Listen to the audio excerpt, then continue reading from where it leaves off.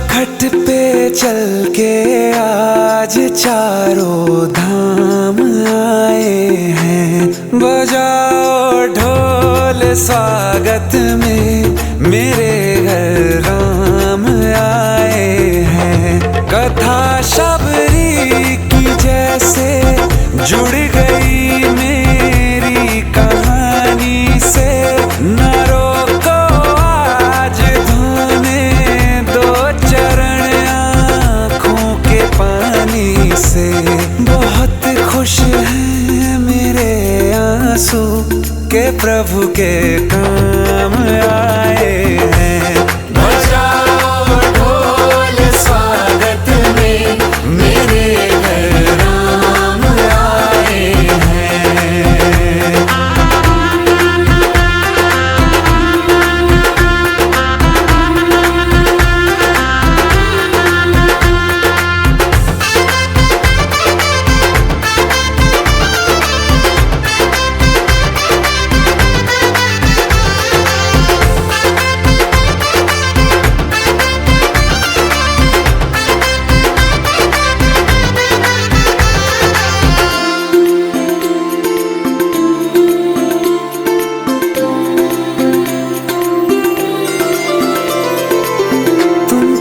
पाके क्या पाया है सृष्टि के कण कण से पूछो। तुमको खोने का दुख क्या है कौशल्या के मन से पूछो।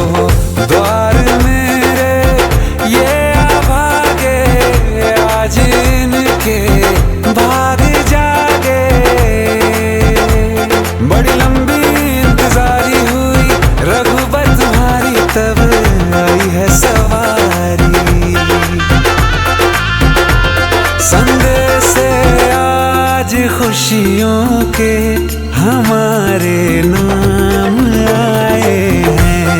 बजाओ ढोल स्वागत में मेरे घर राम आए हैं। दर्शन पाके है अवतारी धन्य हुए हैं नैन पुजारी। जीवन नैया तुमने तारी मंगल भवन अमंगल हारी। मंगल भवन अमंगल हारी। निर्धन का तुम धन हो राघव तुम ही रामायण हो राघव। सब दुख हरना अवध बिहारी मंगल भवन अमंगल हारी। मंगल भवन अमंगल हारी। मंगल भवन अमंगल हारी। चरण की धूल ले लूं मैं मेरे भगवान आए हैं। बजाओ ढोल स्वागत में मेरे घर राम आए हैं। मेरी चौखट पे चल के आज चारों धाम आए हैं। बजाओ ढोल स्वागत में मेरे घर राम आए हैं।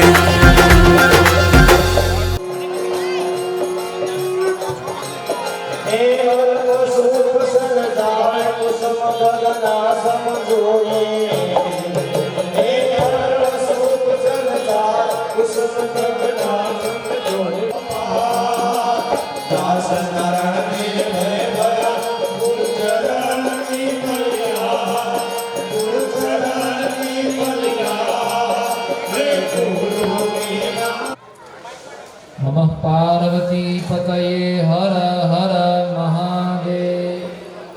श्रीमद् जगत गुरु शंकराचार्य भगवान की सत्य सनातन धर्म की अधर्म का प्राणियों में विश्व का गौ माता की गोहत्या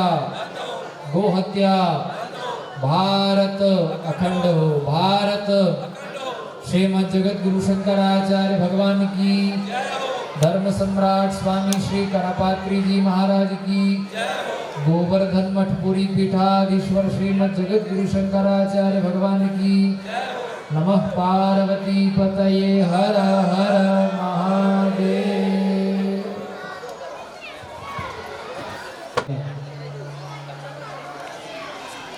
भगवान के अवतार के पूर्व और भगवान के अवतार के बाद अवतार के पूर्व अवतार के लिए भूमिका प्रस्तुत करना, भगवान को अवतार लेने के लिए उत्सुक करने का काम इनका है, साधु पुरुषों का। जब भगवत भक्त भगवान को पुकारते हैं तब भगवान अवतार धारण करके प्रकट होते हैं। तो अवतार के पहले भी और अवतार काल में भी वशिष्ठ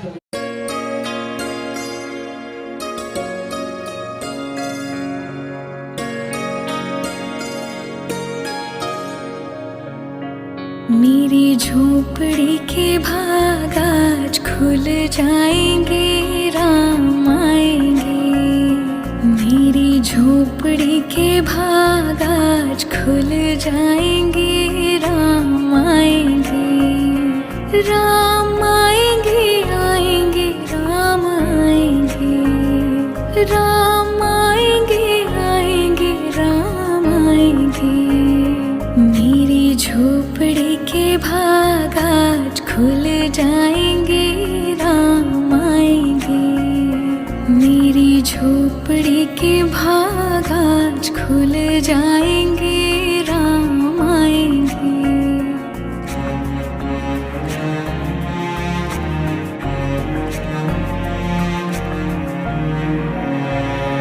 राम आएंगे तो अंगना सजाऊंगी, दीप जला के दिवाली मैं मनाऊंगी। राम आएंगे तो अंगना सजाऊंगी, दीप जला के दिवाली मैं मनाऊंगी। मेरे जन्मों के सारे पाप मिट जाएंगे, राम आएंगे। मेरी झोपड़ी के भाग आज खुल जाएंगे, राम आएंगे।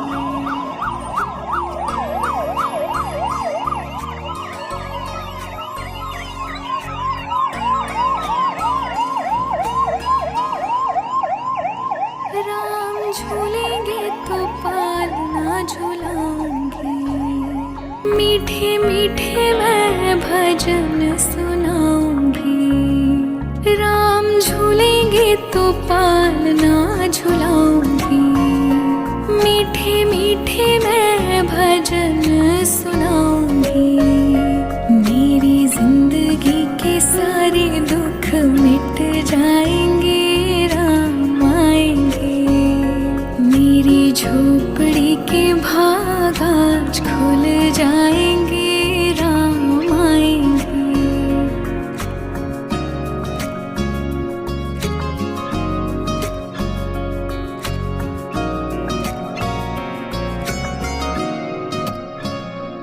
मैं तो रुचि रुचि भोग लगाऊंगी, माखन मिश्री मैं राम को खिलाऊंगी।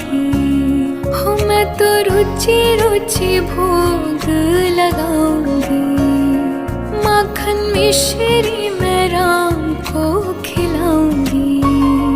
प्यारी प्यारी राधे प्यारे श्याम संग आएंगे, राम आएंगे। राम आएंगे, आएंगे, राम आएंगे। राम आएंगे, आएंगे, राम आएंगे।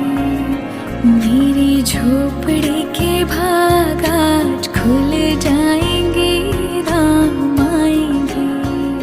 मेरी झोपड़ी के प्रजाभ्यो भयं नः पाशुभ्यः सुशांतिर्भवतु। श्रीमद् जगद्गुरु शंकराचार्य भगवान की। जो लोग खड़े हो गए हैं उन सबसे निवेदन है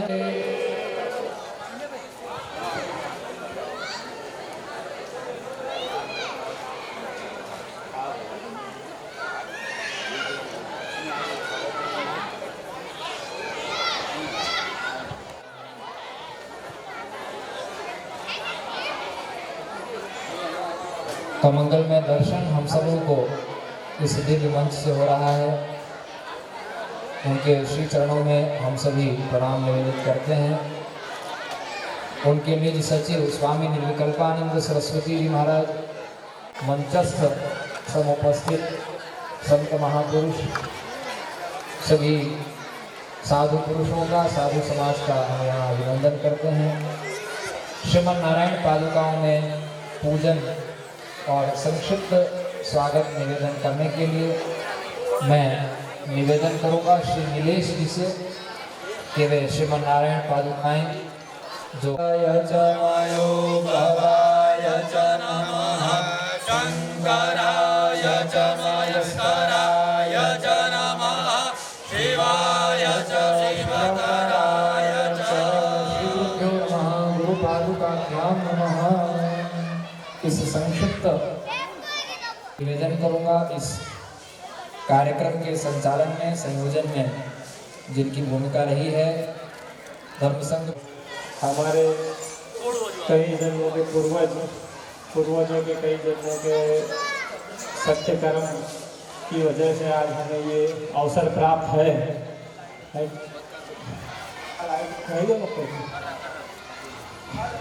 हम चाहते हैं कि हमारी सोसाइटी और परिवार सभी का कल्याण आपके पदार्पण से हो और सभी की अच्छे मंगल कामना की भावना करते हैं।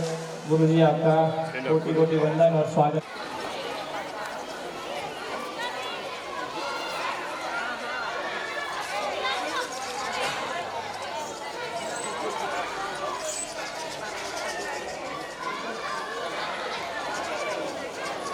बुद्धाय शुद्ध बुद्धाय भद्रभावाय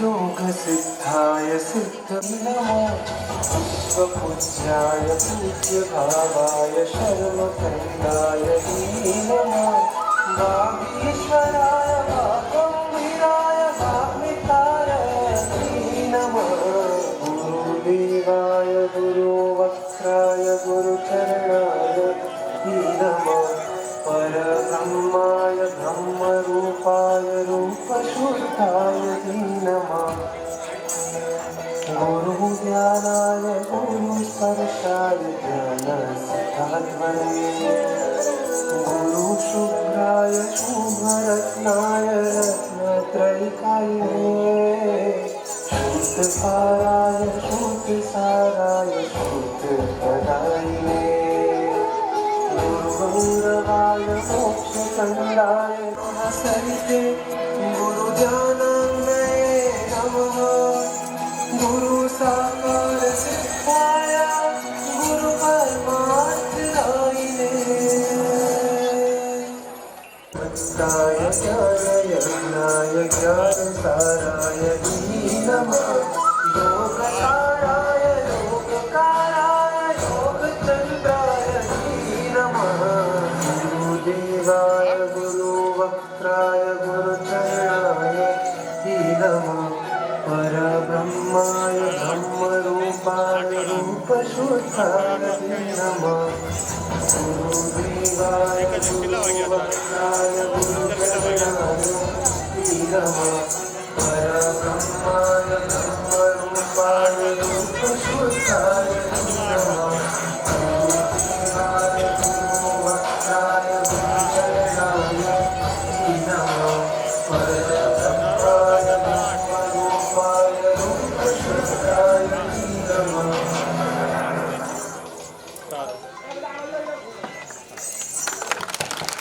हर हर महादेव। भगवत पाद भगवान शंकराचार्य महाभाग का मंगल में दर्शन और यह स्वागत का क्रम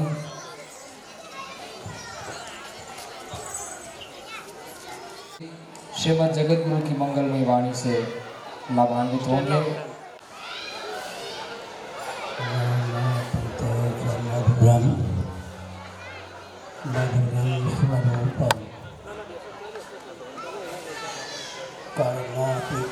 मधुरं मधुरास्मृतिश्च बुद्धिं प्रबोधय प्रभो मधुबोधशक्तिं विद्यां प्रयच्छ परमां परिभावयामि। कोमलं कूजयन् वेणुं श्यामलोऽयं कुमारकः वेदवेद्यं परं ब्रह्म भासतां हृदये मम कूजन्तं राम रामेति मधुरं मधुराक्षरम् आरुह्य कविताशाखां वन्दे वाल्मीकिकोकिलं निगमकल्पतरोर्गलितं फलं शुकमुखादमृतद्रवसंयुतं पिबत भागवतं रसमालयं मुहुरहो रसिका भुवि भावुका प्रणादपि सुनीचेन तरोरपि सहिष्णुना अमानिना मानदेन कीर्तनीय सदा हरि नारायणाखिल गुरो भगवन् नमस्ते शिवाय नमः शिवलिंगाय नमः तन्मे मनः शुभ संकल्पमस्तु सर्वे भवन्तु सुखिनः। श्री राम जय राम जय जय राम। श्री राम जय राम जय जय राम।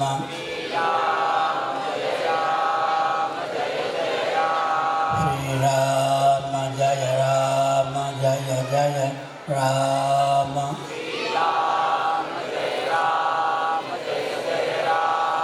धर्म की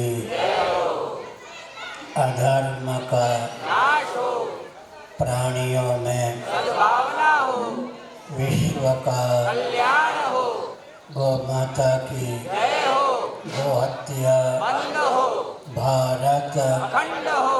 सर्वभूत हृदय धर्म सम्राट श्री स्वामी करपात्री जी महाराज की जय हो, श्री जगन्नाथ महाप्रभु की जय हो, श्री बलभद्र महाप्रभु की जय हो, भगवती सुभद्रा देवी की जय हो, चक्र सुदर्शन महाभाग की जय हो। हर हर महादेव।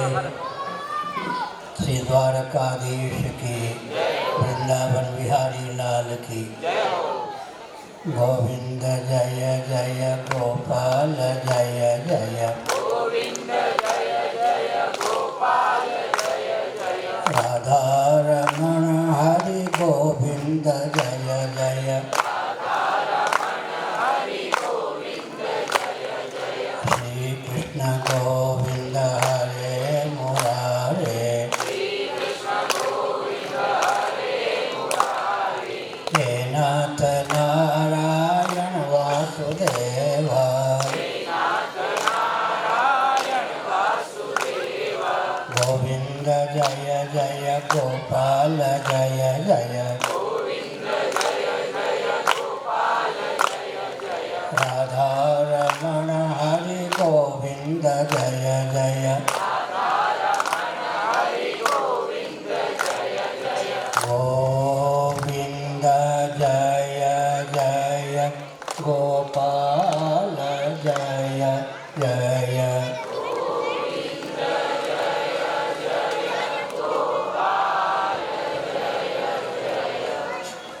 राधा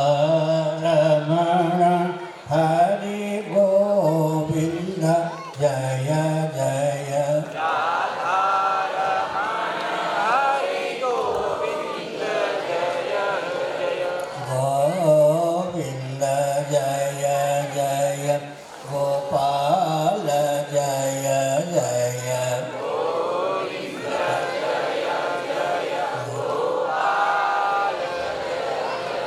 राधा रमण हरि गोविंद जय जय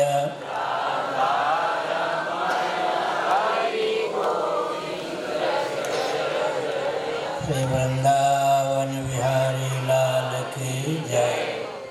नमो माधव्य। धर्म अध्यात्म राष्ट्र से संबद्ध कोई प्रश्न हो पूछ सकते हैं महाराज। धर्म अध्यात्म राष्ट्र के बारे में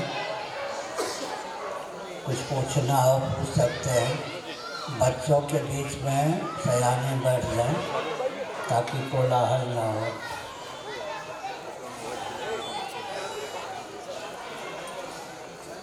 नारायण।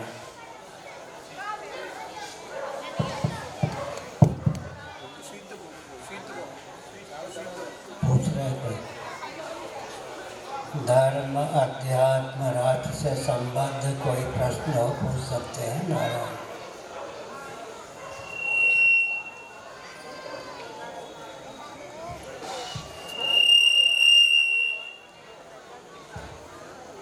महाराज जी अपना हिंदू राष्ट्र कब घोषित होगा?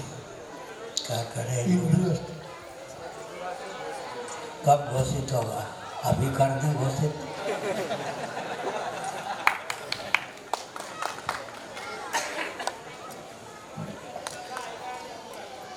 सबके पूर्वज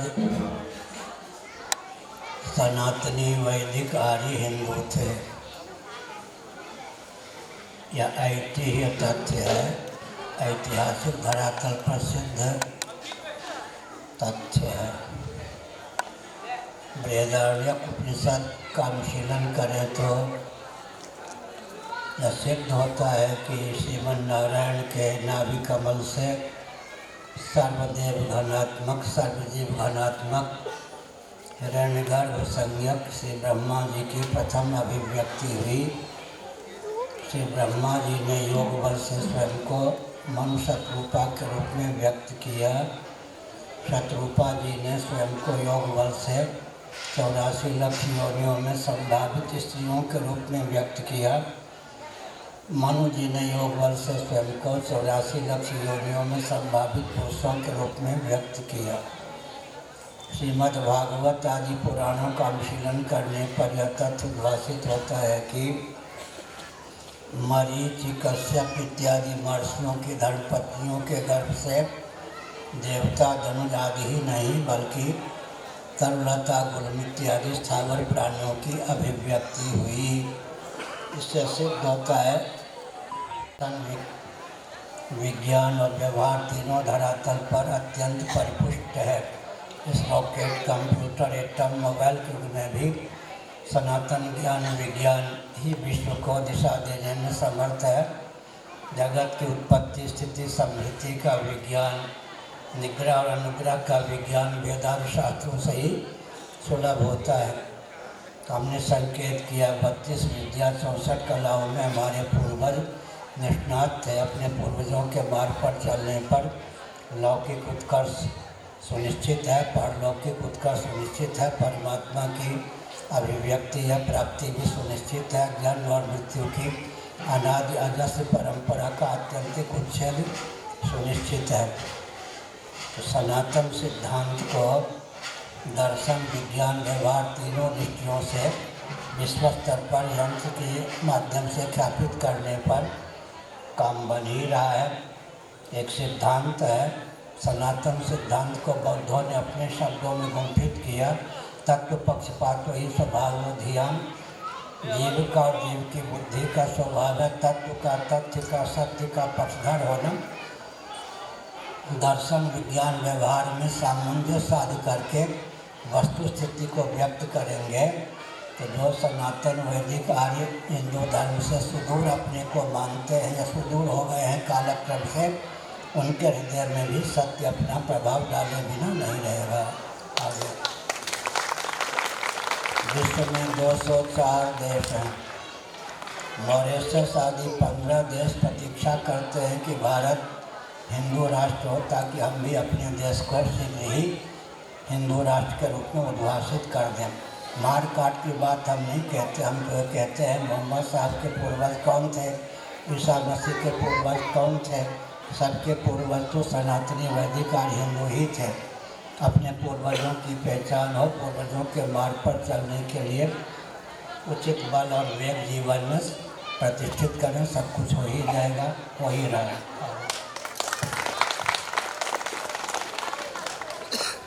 और एक मिनट बढ़े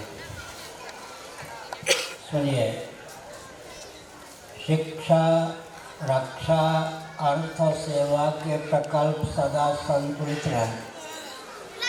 बिना परिवार नियोजन और गर्भपात के जनसंख्या संतुलित रहे। मातृशक्ति या स्त्रियों का शील सुरक्षित रहे। इसके लिए सनातन सिद्धांत के अतिरिक्त और कोई मार्ग नहीं है। America, Britain, Germany, Japan, France इत्यादि की लाचारी है, वहाँ परंपरा से वर्णाश्रम व्यवस्था विलुप्त है। वे वैकल्पिक ब्राह्मण, क्षत्रिय, वैश्य, शूद्र बना के काम चला सकते हैं, लेकिन भारत में परंपरा से ब्राह्मण, क्षत्रिय, वैश्य, शूद्र सुलभ हैं। इसलिए शिक्षा, रक्षा, अर्थ और सेवा के प्रकल्प को संतुलित करने का मार्ग प्रशस्त करना चाहिए। राजनेताओं ने जो दिशाहीनता प्रदान की है उसको परख करके सनातन सिद्धांत के प्रति आस्था आवश्यक। एक और संकेत है, हमारे पूज्य गुरुदेव स्वामी श्री करपात्री जी महाभाग का एक वाक्य है, सनातन धर्म में फल चौरी नहीं है, फल से किसी को वंचित नहीं किया गया। स्वे स्वे कर्मण्य अभिरता संसिद्धिं लभते नरः स्वकर्मणा तमभ्यते। भगवान श्री कृष्ण का यह वचन सन्निहित है, ते यान्ति परां गतिम्, यह वचन भी सिद्ध है। इसलिए सनातन धर्म में फल से किसी को वंचित नहीं किया गया है। भोग और मोक्ष का मार्ग प्रशस्त हो सकता है केवल सनातन सिद्धांत को मानने पर। वैशेषिक दर्शन का दूसरा सूत्र कहता है, यतोऽभ्युदय निश्चय सिद्धि सधर्म, जिससे अभ्युदय निश्चय की सिद्धि हो, मोक्ष की अभिव्यक्ति का रूप, बल और वेग जीवन में प्रतिष्ठित हो, इसका नाम है अभ्युदय। निश्चयस का अर्थ होता है जन्म और मृत्यु की अनादि अजस्र परंपरा का आत्यंतिक उच्छेद। श्रीमद् भगवद गीता के 5वें अध्याय में भगवान श्री कृष्ण का एक वचन है, यही वितर्जिता सर्गो येषां साम्यस्थितं मनः निर्दोषं सर्वं ब्रह्म तस्मात् ब्रह्मणि ते स्थिताः। उन्होंने जीवन काल में ही पुनर्भव पर विजयश्री प्राप्त कर ली, जिनका मन सकल सदोष विषम अनात्मक प्रपंच से उपरत होकर निर्दोष असम परमात्म तत्व में प्रतिष्ठित हो गया। आगे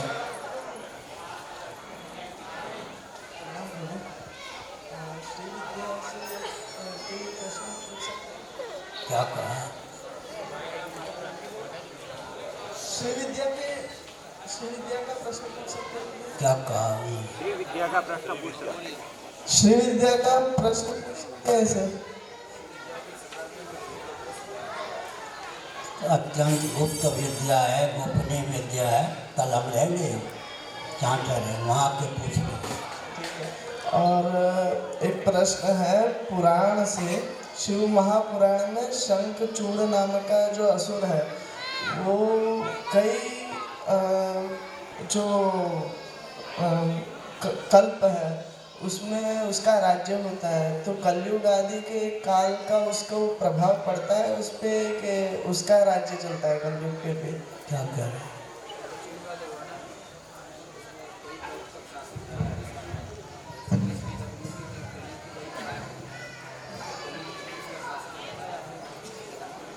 गुप्त रीति से रहता ही है।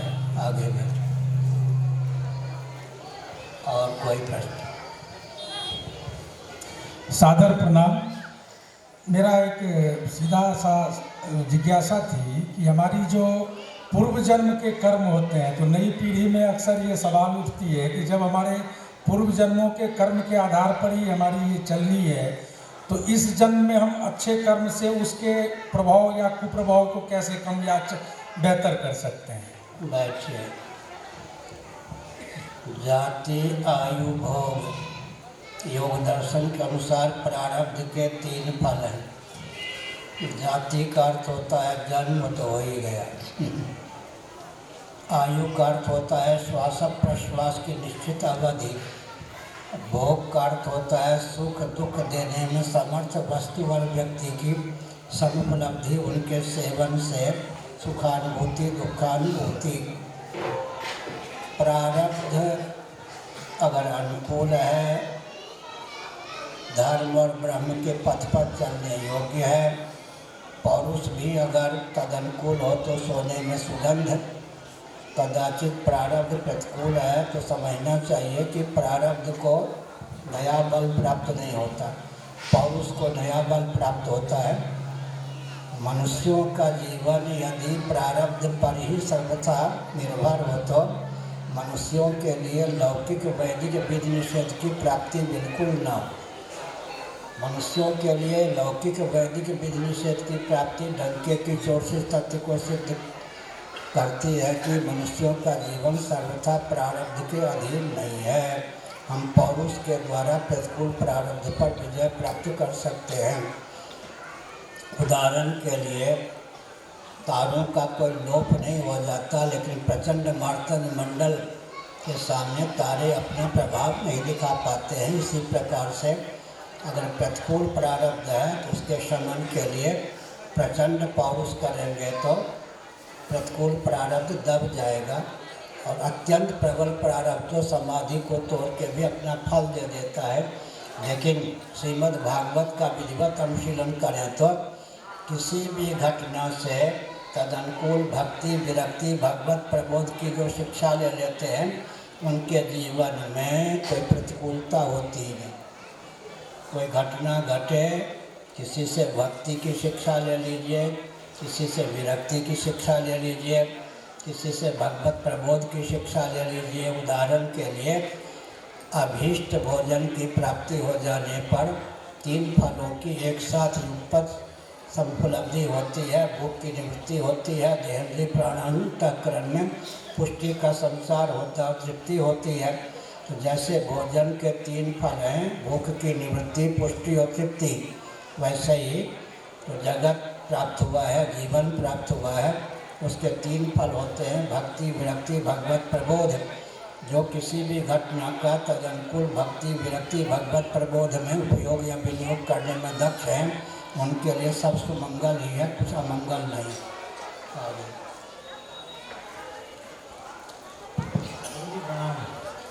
गुरु जी, आजकल जो समाज में रोज़ रोज़ हम पेपर में पढ़ रहे हैं कि बलात्कार के किस्से आते हैं, लूटपाट के किस्से आते हैं, आर्थिक लूटपाट हो रही है, तो वो केस में प्रजा जो है वो हर हाथ हथियार, हर घर हथियार वो उनको अपनाना चाहिए या सरकार को उस बारे में सोचना चाहिए उनके स्व बचाव के लिए? क्या बलात्कार आदि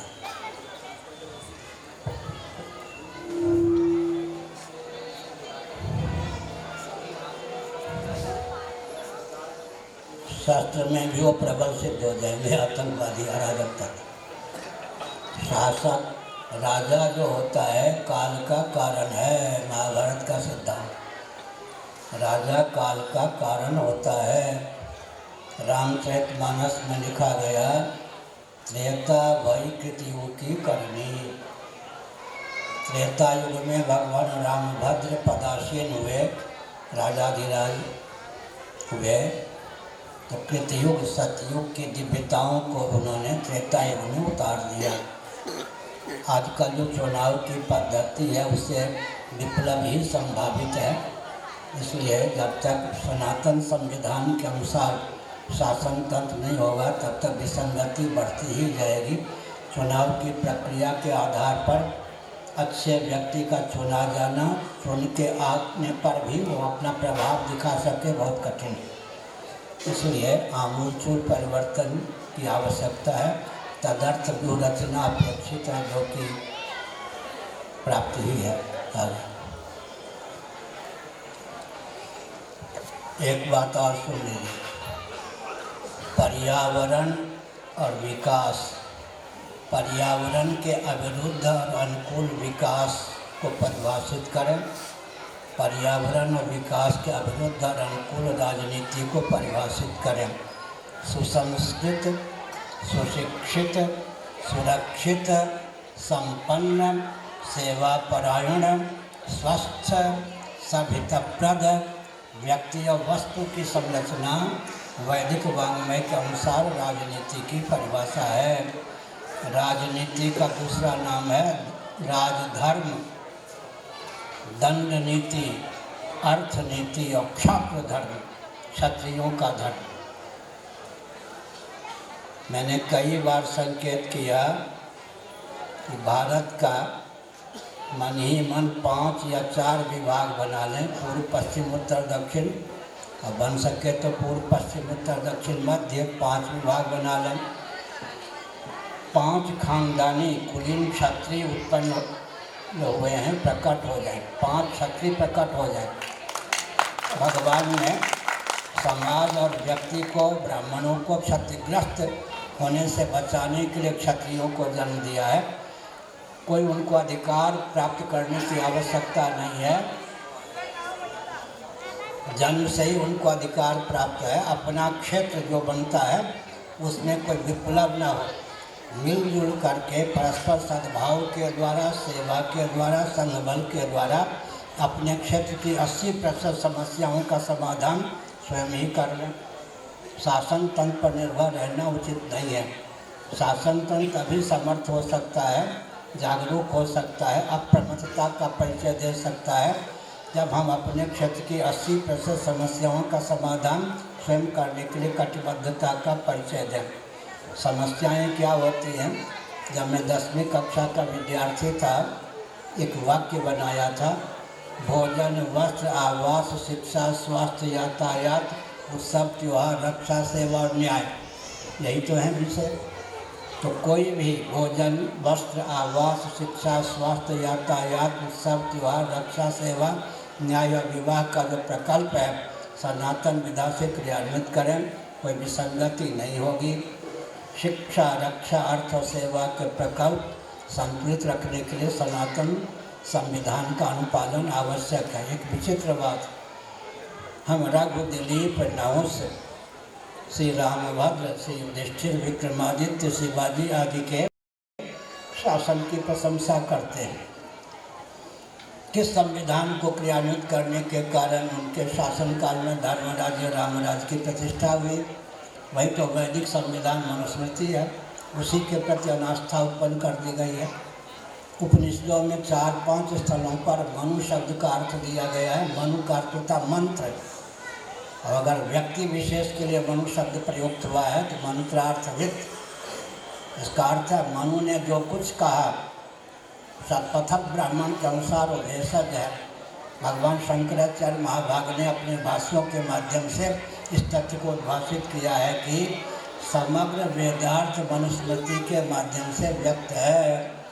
धर्म और ब्रह्म वेदों के अपूर्व प्रतिपाद्य है। प्रमाणांतर से अनधिगत अबाधित धर्म और ब्रह्म का विज्ञान वेदों का विषय बनता है।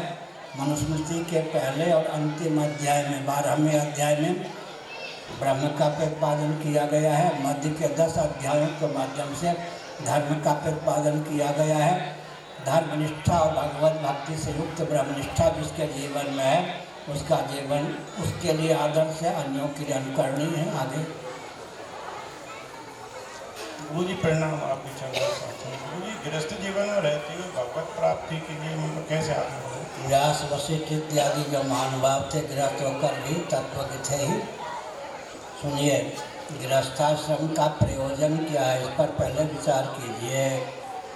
वंश परंपरा विलुप्त न हो, पहला प्रयोजन है। दूसरा प्रयोजन है श्रवण मात्र से जो विवेक प्राप्त हुआ वह वैराग्य के रूप में फलीभूत नहीं हुआ है, तो गृहस्थाश्रम रूप प्रयोगशाला में घुसकर वैराग्य रूपी रत्न ले लें।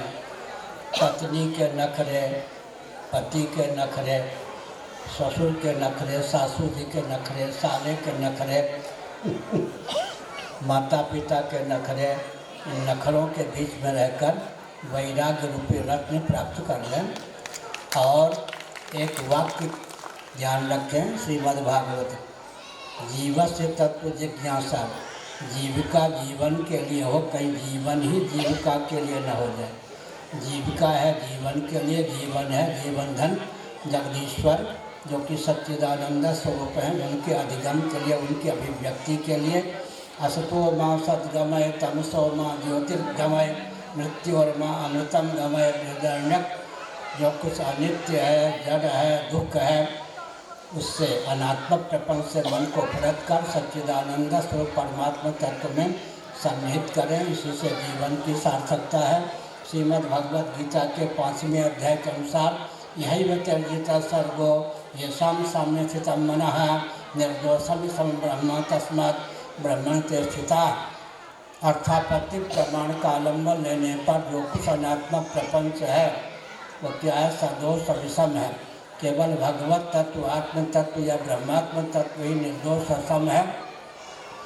उन्होंने जीवन काल में ही पुनर्भव पर विजयश्री प्राप्त कर ली, जिनका मन सकल सदोष विषम अनात्मक प्रपंच से उपरत होकर निर्दोष असम परमात्मा स्वरूप में सन्निहित हो गया।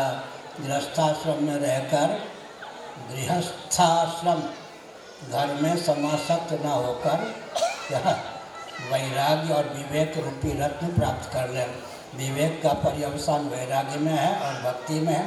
भगवत तत्व जो है सच्चिदानंद स्वरूप है। दूसरी बात है, कोई भ्रम हो तो उसको दूर करना चाहिए। भगवत पाद शिवावतार शंकराचार्य महाभाग ने छांदोग्य श्रुति के भाष्य के माध्यम से इस तथ्य को डंके की चोट से उद्भाषित किया कि अनात्मक प्रपंच ही वैराग्य का विषय है, आत्मा परमात्मा वैराग्य का विषय नहीं है।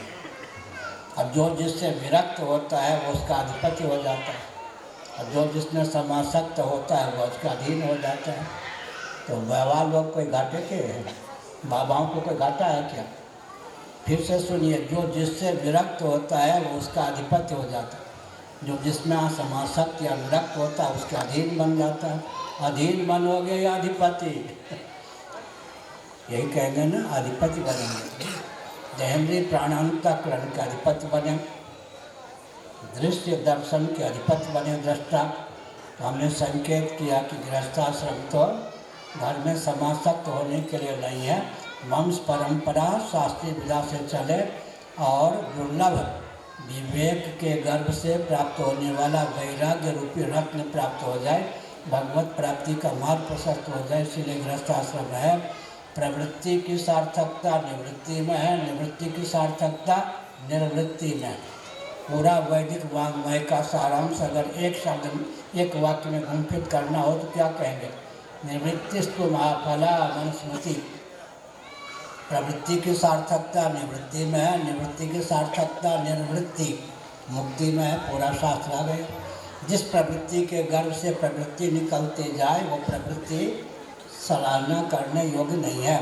जिस गति के गर्भ से गति निकलती जाए उस गति की दुर्गति मानी जाती है। गति गंतव्य तक पहुंचाकर शांत हो जाती है। जितने ये भौतिकवादी हैं इनकी कमजोरी क्या है? इनकी प्रवृत्ति के गर्भ से प्रवृत्ति ही निकलती जाती है। प्रवृत्ति को निवृत्ति का रूप दे सकें, निवृत्ति को निर्वृत्ति का रूप दे सकें, यह क्षमता भौतिकवादियों में नहीं है। और जितने भौतिकवादी हैं अपने को भौतिकवादी कहें, लेकिन सचमुच में भौतिकवादी भी नहीं है। पंचभूतों का ज्ञान किस भौतिकवादी को है? जो अध्यात्मनिष्ठ व्यक्ति होगा उसी को तो आकाश, वायु, तेज, जल, पृथ्वी, पार्थिव प्रपंच का ज्ञान होगा। भौतिकवादी जिनको हम कहते हैं उनको तो पंचभूतों का ज्ञान भी नहीं होगा। इसलिए हमने संकेत किया अध्यात्म विद्या विद्यानाम भगवद गीता में भगवान श्री कृष्णचंद्र का वचन है, ब्रह्म विद्या अध्यात्म विद्या सर्वोत्कृष्ट, हाथी के पाँव में सबका पाँव। जो अध्यात्मनिष्ठ होता है बहुत ऊंचा। एक विचित्र बात है, आज जो देवराज इंद्र के पद पर हैं, आज जो ब्रह्मा जी के पद पर हैं, पहले कौन थे? बृहदारण्यक उपनिषद का अनुशीलन करें तो बृहद भारत में सतकुल में मानसिक याग में अधिकृत व्यक्ति के रूप में उनका जन्म हुआ था। देवराज इंद्र के पद पर जो आज प्रतिष्ठित हैं, उन्होंने वेदांत शास्त्रों का विधिवत अध्ययन किया। देवराज इंद्र के पद से नीचे का पद अवर पद उनके चित्त को आकृष्ट नहीं कर सका। देवराज इंद्र का पद प्राप्त करने के लिए उन्होंने निर्विघ्नता पूर्वक 100 अश्वमेध यागों का संपादन किया। उसके फलस्वरूप आज देवराज इंद्र के पद पर प्रतिष्ठित हैं। जिनकी अनुग्रह उपासना अत्यंत परिपुष्ट हो गई, आज वो ब्रह्मा जी के पद पर प्रतिष्ठित हैं। चतुर्दश भुवनात्मक ब्रह्मांड में जितने दिक्पाल हैं, कुबेरादि हैं, वो सब वेदादि शास्त्र सम्मत कर्मोपासना का आलंबन लेने के कारण ही दिक्पाल हैं, विश्व पर शासन करने में समर्थ हैं। इसलिए अगर वेदादि शास्त्रों को न माने तो चतुर्दश भुवनात्मक ब्रह्मांड जो होगा वो नरक और नरकी प्राणियों का समुदाय ही सिद्ध होगा। इंद्रियों की गति केवल वर्तमान तक होती है, मन की गति भूत भविष्य वर्तमान तीनों कालों में होती है। कालातीत अव्याकृत तो परमात्मा में भी होती है। इसलिए तैत्तिरीय उपनिषद के अनुसार मनोनिष्ठ ही वेदादि शास्त्र हैं। यच्चत् त्रिकालातीतं तदप्योंकारेव भूतम भव्यम भविष्यं च सर्वं वेदात् प्रसिद्ध्यति। मांडुक्य उपनिषद अनुस्मृति के अनुसार इसका अर्थ अध्यात्मनिष्ठ व्यक्ति जो कुछ काल गर्भित हैं उनका भी ज्ञान प्राप्त कर लेता है, कालातीत परमात्मा का भी ज्ञान प्राप्त कर लेता है और अपने मन में वेदांत शास्त्रों को प्रतिष्ठित कर सर्वविजयी हो जाता है और कृतार्थ हो जाता है। आगे गुरुदेव प्रणाम, मेरा नाम सुनील गर्ग है। मैं ये जानना चाहता हूँ कि 12वीं सदी से जो भक्ति मूवमेंट शुरू हो गई थी, जिसकी वजह से दास मूवमेंट और ये सब चला था और हमारा इतिहास बदल के रख दिया था अंग्रेज़ों ने, और अभी तक वही दास मूवमेंट आगे बढ़ रही है, तो ये व्यक्ति संप्रदाय वाले जितने भी मंदिर है वो उनको ताला कब लगेगा? क्या कहा है?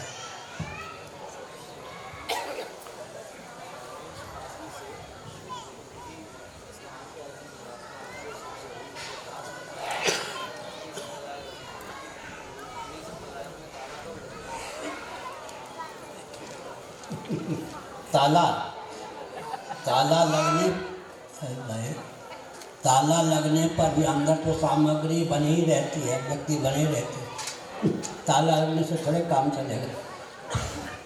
खुद कमरे में बैठा है, सामग्री खूब है, बाहर से ताला लगा दें तो वस्तु तो है ही, व्यक्ति तो है ही।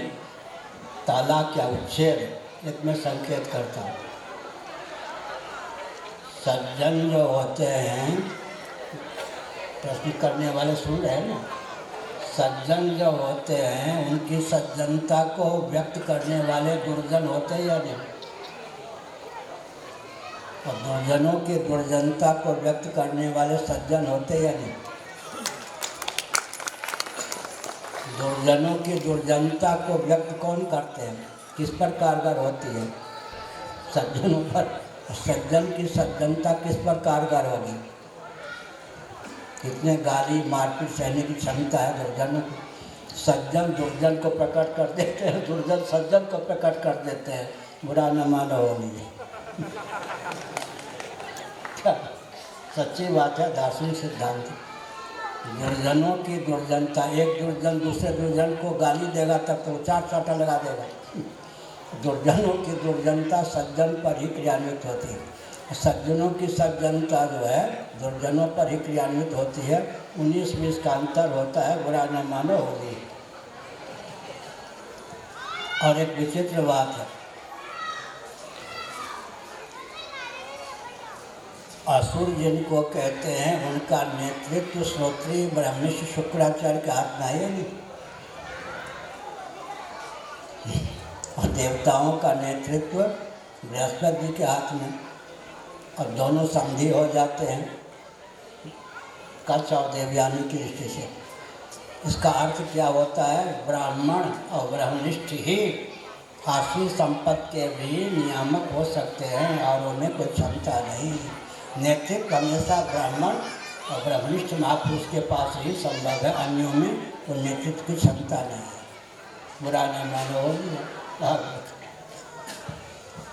गुरुजी, मनुष्य को आत्मा स्वरूप की प्राप्ति किस तरह हो सकती है? क्या करें भगवत? आत्मा तो नित्य प्राप्त है ना। नित्य प्राप्ति को प्राप्त करने का अर्थ है उसका बोध हो जाए कि नित्य ही प्राप्त है। हर जीव का मौलिक स्वरूप तो आत्मा ही है, सच्चिदानंद ही है। आत्मा को प्राप्त करने की आवश्यकता नहीं है, प्राप्ति ही है। अनात्म वस्तुओं के अनुरूप मान्यता को त्याग दें तो आत्मानुरूप आत्मबुद्धि प्रकट हो जाएगी। मुक्त हित्वा अन्यथा रूपम स्वरूपेण व्यवस्थिति ही अन्यथा रूपम हित्वा स्वरूपेण व्यवस्थिति मुक्ति श्रीमद्भागवत। आत्मा को प्राप्त नहीं करना है, वो तो नित्य ही प्राप्त है। अनात्म वस्तुओं के अनुरूप आत्मान्यता का त्याग करना चाहिए। देहेंद्रीय प्राणांतकरण के अनुरूप आत्ममान्यता का त्याग करें। अन्नमय कोश, प्राणमय कोश, मनोमय कोश, विज्ञानमय कोश, फलात्मक और बीजात्मक आनंदमय कोश के अनुरूप आत्ममान्यता का त्याग करेंगे तो आत्मानुरूप आत्म बुद्धि बन ही जाएगी। सुनिए एक दूसरी बात, बिना जलाकार वृत्ति बने तरंगाकार वृत्ति बन सकती है क्या? जल तरंग, जलाकार वृत्ति बने बिना तरंगाकार वृत्ति नहीं बन सकती, बुदबुदाकार वृत्ति नहीं बन सकती, ब्रह्माकार वृत्ति बने बिना भवाकार वृत्ति, विषयाकार वृत्ति बन ही नहीं सकती। इसलिए निमेषार्धम न तिष्ठन्ति वृत्ति ब्रह्मयीं बिना, सनकादि सुखादि एक क्षण भी ब्रह्ममयी वृत्ति के बिना नहीं रहते। हम लोग भी ब्रह्ममयी वृत्ति के बिना एक क्षण नहीं रहते। अंतर है इस तथ्य का ज्ञान नहीं है। जलाकार बुद्धि वृत्ति हुए बिना तरंगाकार नहीं हो सकती, तो ब्रह्माकार वृत्ति हुए बिना भवाकार वृत्ति हो नहीं सकती है। भगवदाकार वृत्ति होती है, बाद में भवाकार वृत्ति होती है, ब्रह्माकार वृत्ति स्वतः सिद्ध है। आगे और कोई प्रश्न? हाँ,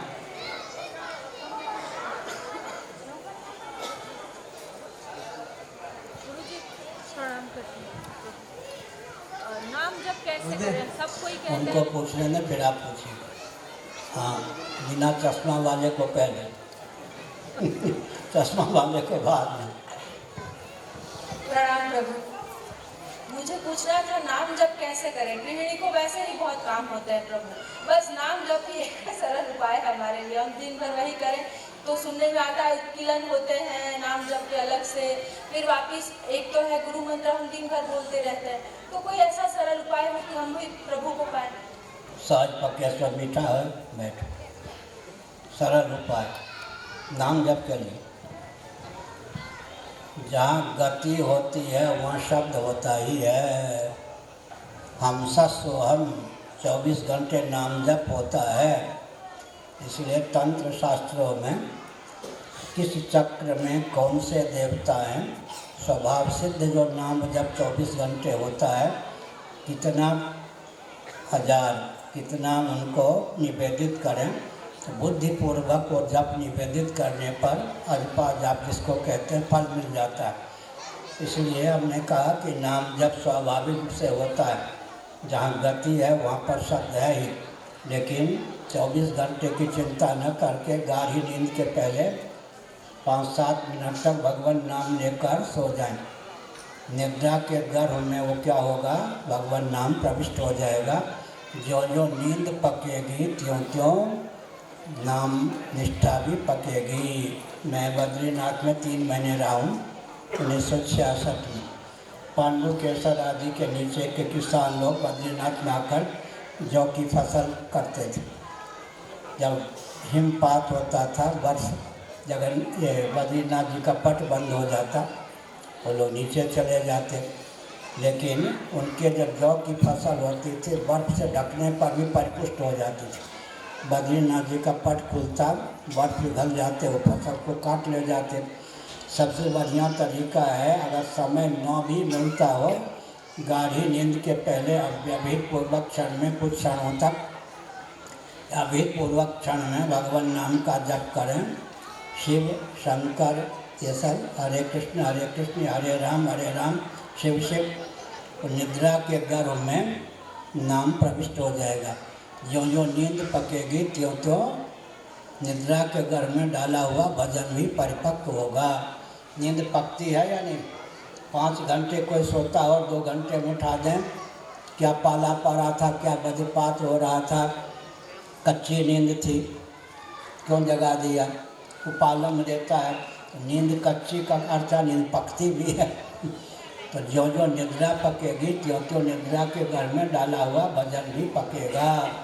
40 दिनों तक ऐसा करें तो बिना बुद्धि और प्रयत्न के नींद टूटते ही अपने आप वही नाम निकलेगा जिस नाम को जपते जपते सो गए थे। तो नाम निष्ठा परिपक्व हो गई। और अच्छा प्रश्न किया।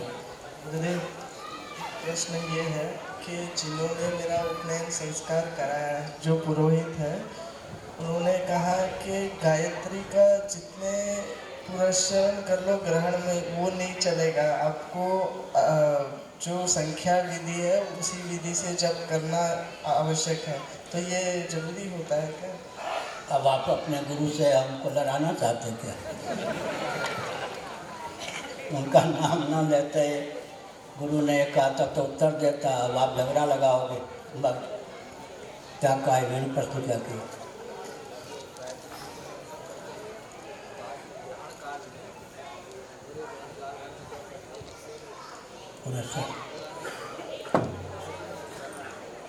चलो अच्छा है। ऐसा है कि ग्रहण के का प्रवेश जब हो एक बार स्नान करना चाहिए। कोई प्रतिनिधि बीच में स्नान कर ले, अंत में स्नान करना चाहिए। ग्रहण काल में स्वल्प काल में अधिक काल का सन्निवेश, स्वल्प देश में अधिक देश का सन्निवेश, हिता नाम की नारी या पूरी तक नाम की नारी में मन का प्रवेश हो जाता है तो स्वप्नावस्था की प्राप्ति हो जाती है। स्थान विशेष, काल विशेष, वस्तु विशेष का अधिक महत्व होता है। तो ग्रहण काल का बहुत महत्व है। तो उनका अभिप्राय है कि ग्रहण काल में जप कर लेने से ही, जब से पिंड मत छुड़ाओ, अतिरिक्त समय में भी जप किया करो, लेकिन काल में स्वल्प काल में अधिक काल का सन्निवेश, स्वल्प देश में अधिक देश का सन्निवेश, स्वल्प वस्तु में अधिक वस्तु का सन्निवेश, तो वैज्ञानिक धरातल पर भी तथ्य से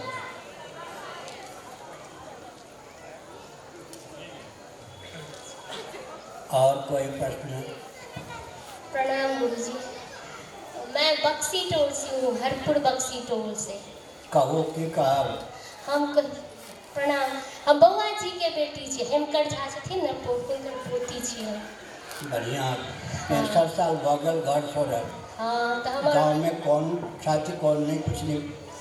तो हमार बाबूजी तो स्वर्ग सुधार गेला, नहीं छै, बउआ जी नहीं छै दुनिया। इनके हैं भाई सुखी पूछा, पूछे छै हमर पति बीमार रहे छै, बेसी तर उनका तबियत खराब है। अच्युताय नमः, अनंताय नमः, गोविंदाय नमः। हे अच्युत, हे अनंत, हे गोविंद जपू, स्वास्थ्य लाभ करता है। बोल लो बैठ जाओ, मक्खन मिश्री खाओ। हमारी मातृभाषा है मैथिली। आगे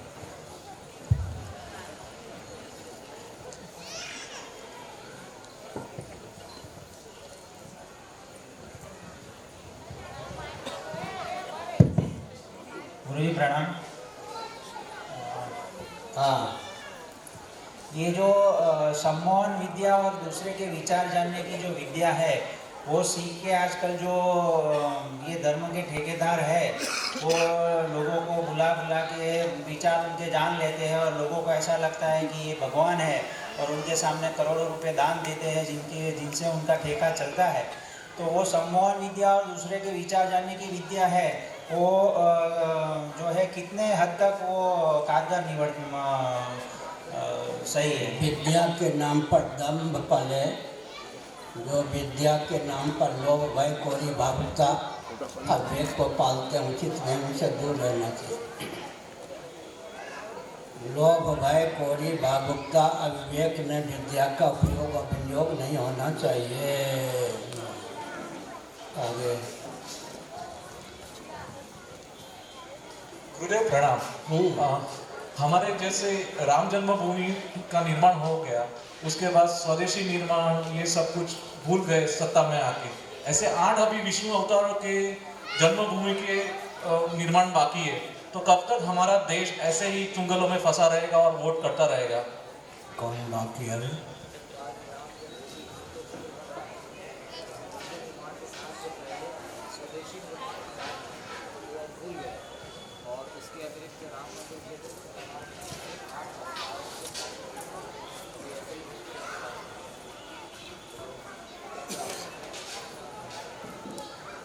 बैठिए, बैठ गए। गुजरात है क्या?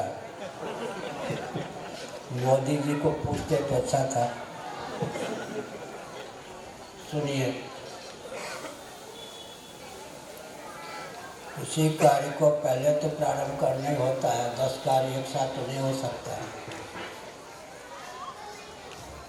नरसिंह राव जी प्रधानमंत्री थे 30 साल पहले। उनके शासनकाल में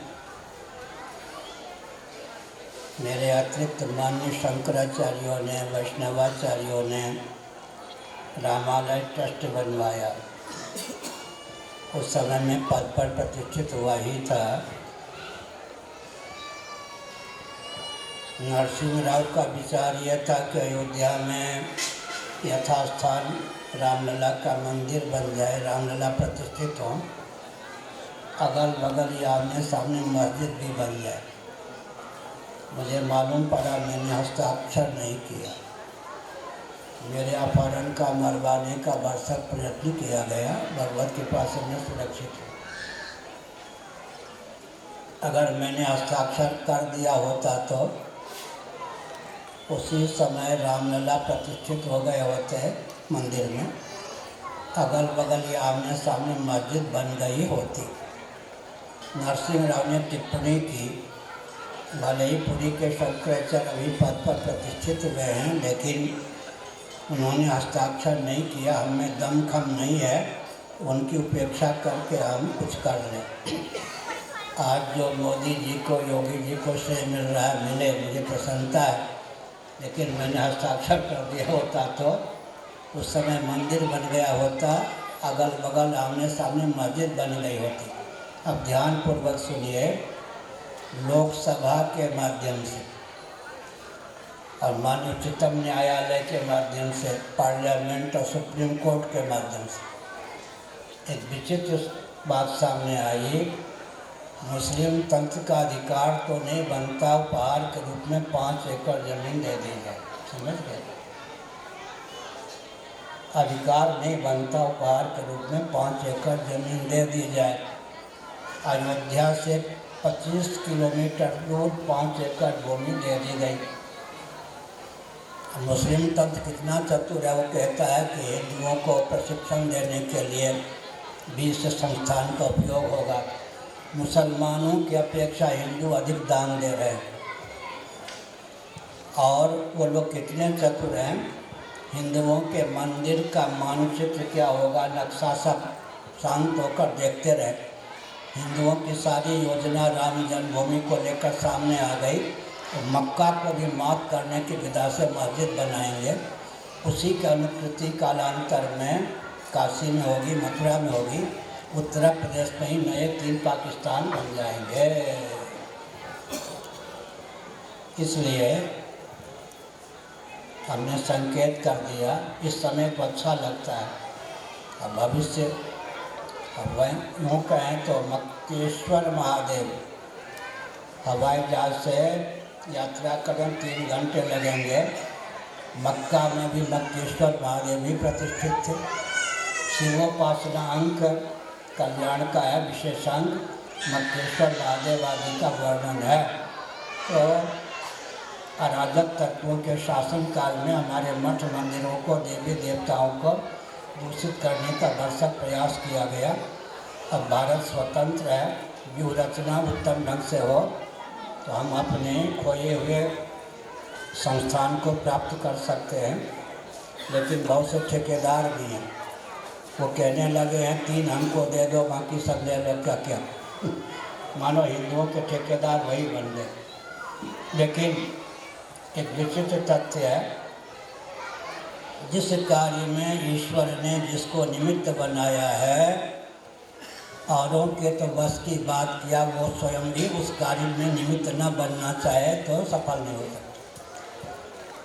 भगवान श्री कृष्ण का निमित्त मात्रम भव सव्य साचिन। अर्जुन इस युद्ध में निमित्त तुम हो। अर्जुन ने भी कह दिया निमित्तानि बहुवचन, निमित्तानि च पश्यामि विपरीतानि केशवा। मैं अपनी ओर से मुकरूंगा, युद्ध न करने का भरसक प्रयास करूंगा, लेकिन मुझे मालूम है कि निमित्त ऐसे हैं, अनिच्छन्न मुझे युद्ध करना ही होगा। तो ईश्वर जिस व्यक्ति को जिस कार्य की सिद्धि के लिए भेजते हैं, हजारों विघ्न होने पर भी उस व्यक्ति के द्वारा उस कार्य का निर्वाह होता है। मैं महाभारत के अनुसार एक आख्यायिका प्रस्तुत करता हूँ, सावधान। परम मांत्रिक कश्यप ऋषि आ रहे थे, ब्राह्मण से ही। तक्षक नाग ब्राह्मण का रूप धारण करके आ रहा था। दोनों का मिलन हो गया मार्ग में और एक दूसरे का परिचय भी प्राप्त हो गया। महाभारत के अनुसार जो परीक्षित थे किसी और कल्प के, भागवत के अनुसार और महाभारत के परीक्षित ने भागवत की कथा नहीं सुनी।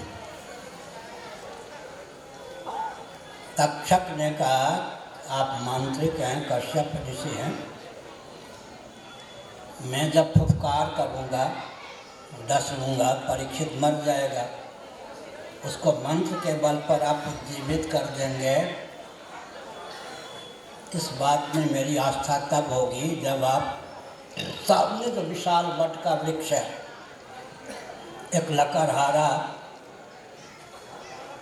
हाथ में कुठार लेकर एक शाखा को काट रहा, फुफकारिए, मैं फुफकारता हूँ और वो लकड़हारा, कुठार और वृक्ष सब जल के नष्ट हो जाएंगे, अंगार बन जाएंगे। उसको यथावत अगर आप मंत्र के द्वारा कर दें तो समझो कि आप मानसिक हैं। तक्षक ने फुफकारा, कुठाराघात, कुठार भी भस्म, कुठार हाथ में लिया हुआ व्यक्ति भी भस्म, शाखा प्रकाश शाखा पत्र भी भस्म, फल भी भस्म। कश्यप ऋषि ने कहा कि अच्छा, अब मैं दिखाता हूँ मंत्र का बल, यथावत सबको कर दिया। तक्षक प्रसन्न हुआ, लेकिन कहा, सुनिए, यहाँ तो आप सफल हो गए, वहाँ नहीं सफल हो गए। तुमने परीक्षा ले ली, हम परीक्षा में उत्तीर्ण हो गए, फिर ऐसा क्यों कहते हो? इस कल्प के परीक्षित को मेरे डसने से ही मरना है, फिर कोई माई का लाल उसके शरीर में पुण्यष्टक से जीव कला को डालने में समर्थ नहीं। इस निमित्त को, प्रारब्ध को आप नहीं टाल सकते। ब्राह्मण देवता दक्षिणा लीजिए, घर लौटिए। हमने संकेत किया, भगवान की ओर से जो जिस कार्य के लिए आया है, निमित्त बना है, हजारों व्यक्ति पांव खींचे फिर भी वो समर्थ नहीं हो सकते, और जो जिस कार्य के लिए नहीं आया है, हजारों व्यक्ति सहयोगी बने, सफल नहीं हो सकते। इसलिए हम चैन से बंसी बजाते हैं। जिन जिन कार्यों की सिद्धि के लिए भगवान ने हमको भेजा, उन कार्यों को हम करेंगे ही, आप लोग सहयोगी बनेंगे ही।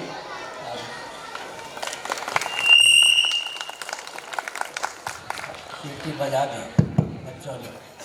आगे। भगवान आपके चरणों में प्रणाम। गणित की गणना और अगणित की लक्षणा का नाम गणित है। गणित की यह अद्भुत व्याख्या आपने जो प्रदान की है, इसके पीछे का दर्शन पक्ष क्या है? गणित की गणना, अगणित की लक्षणा का नाम अंक गणित है। वैदिक मैथमेटिक्स लगभग 400 पृष्ठों में है, मूल ग्रंथ अंग्रेजी में है, सूत्र संस्कृत में है। गोवर्धन मठ पुरी पीठ के मान 143 में जगत शंकराचार्य श्री भारती कृष्ण जी महाभाग के द्वारा विरचित ग्रंथ है। हिंदी अनुवाद भी हमारे यहाँ से प्रकाशित है। तो उसके 25 पृष्ठों की व्याख्या कंप्यूटर में 1457 पृष्ठों में भी अंकित है। वैदिक मैथमेटिक्स के 25 पृष्ठों की व्याख्या 1457 पृष्ठों में अंकित है। और प्रूफ देख रहा हूँ। गणित की गणना, अगणित की लक्षणा का नाम गणित है। उसमें एक वाक्य भी हमने दिया है, अद्भुत तथ्य गणित के बारे में उस ग्रंथ में सम्मिलित होगा। और भी भगवान सूर्य की कृपा से हमको गणित का ज्ञान इतना प्राप्त है, अवसर मिले तो 1 लाख पृष्ठों में मस्तिष्क में जो सामग्री है, जो भूमंडल पर कहीं नहीं है, पता है। लेकिन मेरा कुछ नहीं, मैं पुरी में था रात्रि में। उन दिनों कंप्यूटर से पाला नहीं पड़ा था। अब तो कंप्यूटर पर ग्रंथ लिखने में इधर उधर समय नहीं मिलता। विद्युत को बंद करके, लाइट बंद करके एकांत में बैठा था। दूसरे दिन मुझे छत्तीसगढ़ की यात्रा करनी थी। रात्रि में सूर्यास्त के बाद सूर्यमंडल से लेकर रश्मियाँ दिखाई पड़ी, जैसे मछुआरा जाल फेर करके मछली को फंसा लेता है, उन रश्मियों ने मुझे भी ढक दिया। मैंने मन ही मन प्रश्न किया, आप कौन हैं? मन ही मन उत्तर प्राप्त हुआ कि हम गणित के परमाणु हैं। हमने कहा हृदय में समा जाइए, जब जब स्मरण करूं तब तब प्रकट हो जाइए। तो गणित का विज्ञान हमको भगवान सूर्य से प्राप्त। 65 वर्ष पहले जब मैं दिल्ली में हायर सेकेंडरी स्कूल का विद्यार्थी था, तत्व ज्ञान भी भगवान सूर्य के द्वारा ध्यान अवस्था में प्राप्त हुआ। और एक दो काम तो हो ही गया, गणित का हो ही रहा है, तत्व ज्ञान एक आदेश और प्राप्त काव्य रचना के समय पर होगा। तो हमने संकेत किया कि गणित की गणना, अगणित की लक्षणा। अब एक विचित्र बात है, भीष्म जी ने इस तथ्य को उद्भाषित किया है महाभारत में, कोई भी वस्तु उत्पन्न हो तो गणित की सीमा में ही उत्पन्न हो सकती है। अनंत कोटि ब्रह्मांड में जितने पदार्थ हैं गणना की सीमा नहीं है, लेकिन मानव बुद्धि गम्य जो सामग्री है वो गणेय है। मानव बुद्धि जहाँ काम न करे वो अगणित है। तो गणेय की गणना, अगणित की लक्षणा का नाम गणित है। ठीक है। अब एक लिखने के बाद 20 नहीं लिखेंगे, 1000 पर 8। लेकिन भीष्म जी का गणित पर एक वाक्य बहुत महत्वपूर्ण है, जिसकी उत्पत्ति हुई है वह असीम नहीं है। उत्पत्ति हुई है तो गणना की सीमा नहीं है, लेकिन मानव बुद्धिगम्य जो पदार्थ है उसी का नाम गणेय है। जहाँ मानव बुद्धि नहीं जा सकती उसी का नाम अगणित है। असंख्य के अर्थ में अगणित शब्द का प्रयोग होता है। कहीं कहीं अर्थवाद भी है, देखे जहाँ तक अगणित योद्धा थे तो गणित की सीमा नहीं होगी। तुलसीदास जी ने लिख दिया, देखे तो जहाँ तक अगणित योद्धा। आगे हर हर महादेव। श्रीमद् जगत गुरु शंकराचार्य भगवान की जय हो। सनातन धर्म की जय हो। धर्म की जय हो। अधर्म का नाश हो। प्राणियों में सद्भावना हो। विश्व का कल्याण हो। गौ माता की जय हो।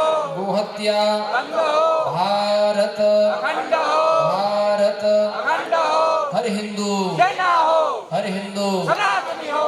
हर हिंदू सेना हो। हर हिंदू सनातनी हो। हर हिंदू सेना हो। हर हिंदू सनातनी हो। हम भारत भव्य बनाएंगे, हम हिंदू राष्ट्र बनाएंगे। हम भारत भव्य बनाएंगे, हम हिंदू राष्ट्र बनाएंगे। हम भारत भव्य बनाएंगे, हम हिंदू राष्ट्र बनाएंगे।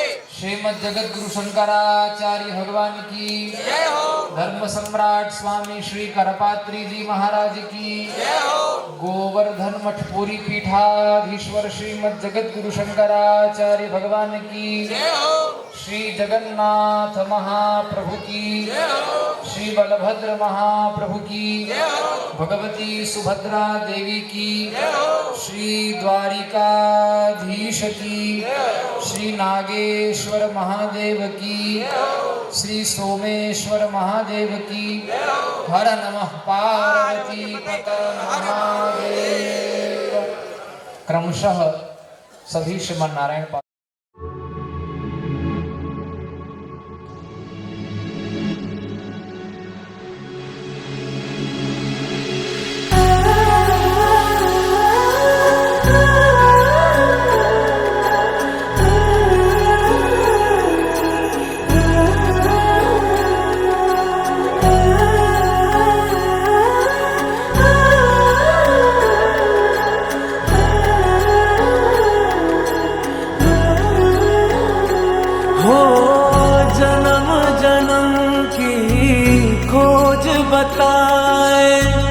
राम से चल के राम पे आए, प्रेम कोई हमें और न जाने। राम से रूठे राम से माने, राम सिया की करुण कहानी। चंदन एक है पानी। राम सिया राम जय जय राम। राम सिया राम जय जय राम। राम सिया राम जय जय राम। राम सिया राम जय जय हरि अनंत हरि कथा अनंता। कहहि सुनहि बहु विधि सब संता। राम रतन धन जो कोई पाए। जीवन भर रामायण गाए। मंगल भवन अमंगल हारी। द्रवहु सुदशरथ अजर बिहारी। राम सिया राम जय जय राम। राम सिया राम जय जय राम। राम सिया राम जय जय राम। राम सिया राम जय जय राम।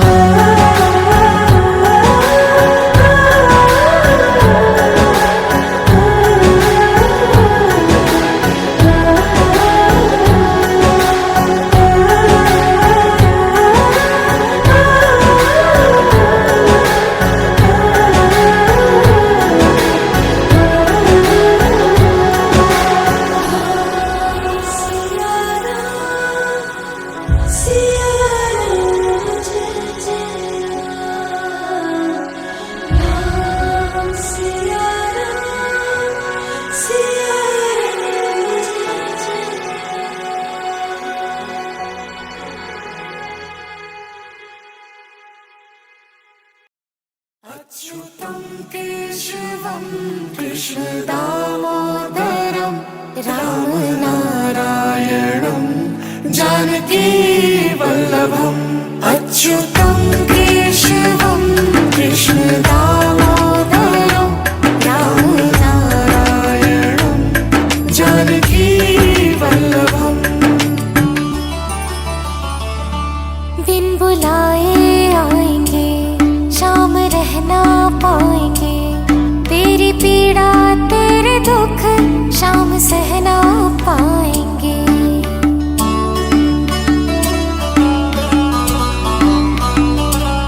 बिन बुलाए आएंगे शाम रहना पाएंगे। तेरी पीड़ा तेरे दुख शाम सहना पाएंगे। आस्था से पूरी बंद करके आँखों को दिल से तुम बुलाओ तो सही।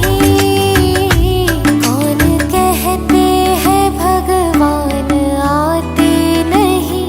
लोग मीरा के जैसे बुलाते नहीं। कौन कहते हैं भगवान आते नहीं। लोग मीरा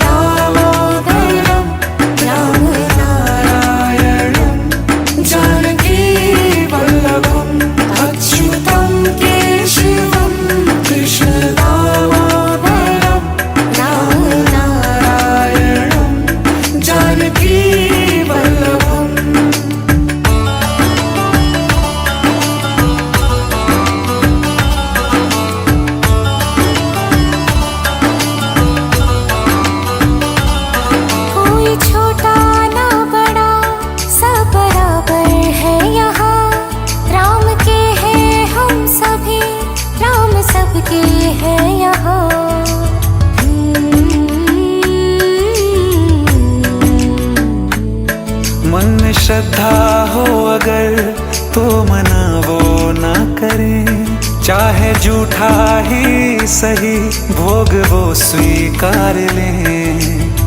भाव जिसका मन में राम के लिए पूरा, वो मना करेंगे ही नहीं। कौन कहते हैं भगवान आते नहीं, लोग मीरा के जैसे बुलाते नहीं। कौन कहते हैं भगवान आते नहीं, लोग मीरा के जैसे बुलाते नहीं। अच्युतम केशवम कृष्ण दामोदरम राम नारायणम जानकी वल्लभम। अच्युतम केशवम कृष्ण दामोदरम राम नारायणम जानकी वल्लभम। कौन कहते हैं भगवान सोते नहीं, माँ यशोदा के जैसे सुलाते नहीं। कौन कहते हैं भगवान सोते नहीं, माँ यशोदा के जैसे सुलाते नहीं। अच्युतम केशवम कृष्ण दामोदरम राम नारायणम जानकी वल्लभम। अच्युतम केशवम कृष्ण दामोदरम राम नारायणम जानकी वल्लभम। कौन कहते हैं भगवान नाचते नहीं, गोपियों की तरह तुम नचाते नहीं। कौन कहते हैं भगवान नाचते नहीं, गोपियों की तरह तुम नचाते नहीं। अच्युतम केशवम कृष्ण दामोदरम राम नारायणम जानकी वल्लभम। अच्युतम केशवम कृष्ण दामोदरम राम नारायणम जानकी वल्लभम।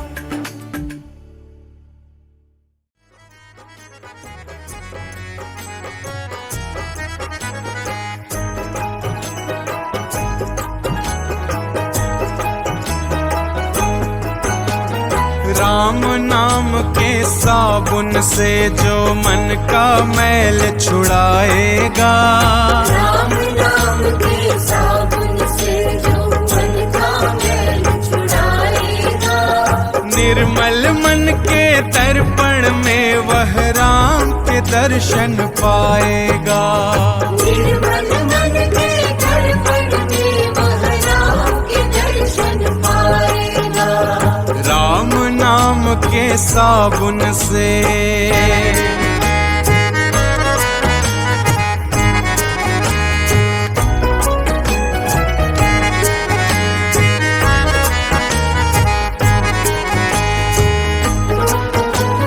नर शरीर अनमोल रे प्राणी प्रभु कृपा से पाया है।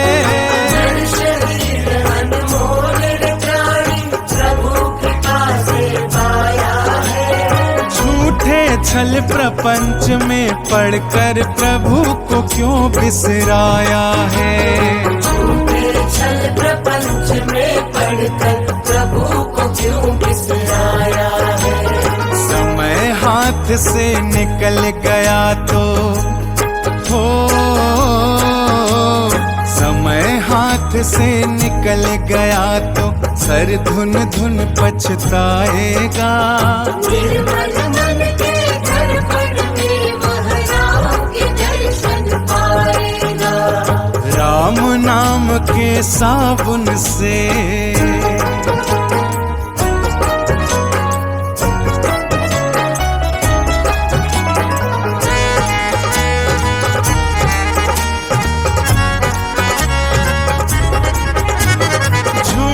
कपट निंदा को त्यागो, हर प्राणी से प्यार करो।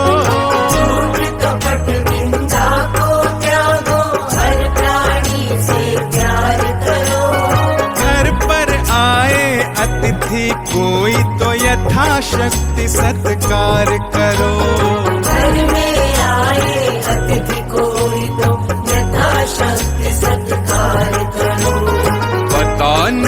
किस रूप में आकर हो, पता नहीं किस रूप में आकर नारायण मिल जाएगा।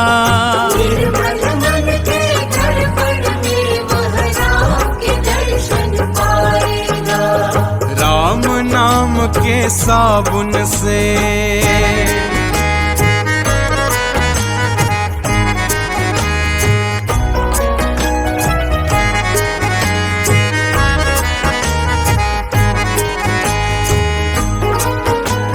साधन तेरा कच्चा है जब तक प्रभु पर विश्वास नहीं।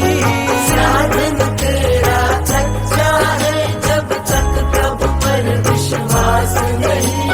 मंजिल को पाना है क्या जब दीपक में प्रकाश नहीं।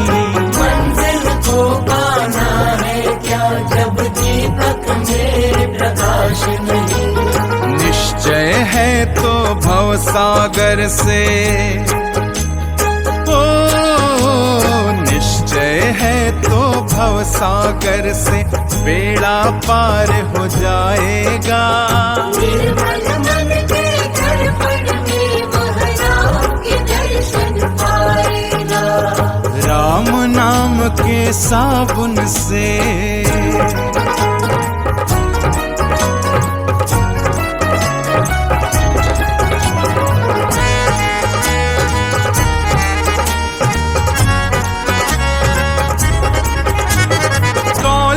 का अभिमान है झूठा, यह तो आनी जानी है। दौलत का अभिमान है झूठा, यह तो आनी जानी है। राजा रंक अनेक हुए कितनों की सुनी कहानी है। राजा रंक अनेक हुए कितनों की सुनी कहानी है। राम नाम प्रिय महामंत्र ही हो, राम नाम प्रिय महामंत्र ही साथ तुम्हारे जाएगा। निर्मल मन के दर्पण में वह राम के दर्शन पाएगा। राम नाम के साबुन से जो मन का मैल छुड़ाएगा। राम नाम के साबुन